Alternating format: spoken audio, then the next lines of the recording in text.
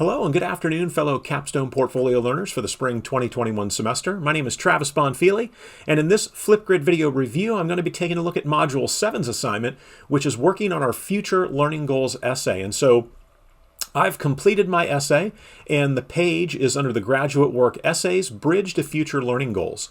And so in my future learning goals, I've provided my introduction, and I'm looking for your feedback as to whether or not you feel that this introduction gauges, or I should say, grabs the reader's interest and sort of draws them to want to continue to scroll down and read throughout the page. And the common thread throughout this page is self-directed learning, because a lot of these activities are activities that I'm pursuing on my own and that I'm seeking out. Even though they may take place in formal learning settings, some of them, the majority of them, are self-directed learning. And so in terms of my youth sport coaching, right, my goal in all of my life's work is to kind of try to be the best version of myself I can possibly be and to provide the best youth sport experience. And so two tools that help me there are the Summer Coaches School at MSU, as well as the United Soccer Coaches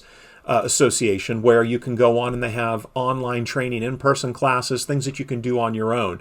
And so those are two tools that I'm going to be using. And I want to make sure that I focused here in my essay on the tools, because the rubric was very clear that we need to be providing the tools that are going to help us achieve these goals.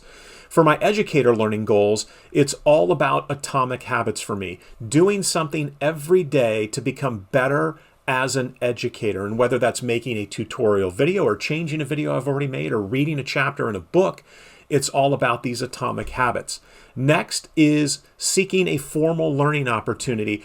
It really resonated with me in the adult learning course here at MSU when we read about transformative learning theory and Jack Mesereau. And so I've actually looked into Teachers College at Columbia University, and I'm probably going to be seeking out another either graduate or doctorate level formal education opportunity.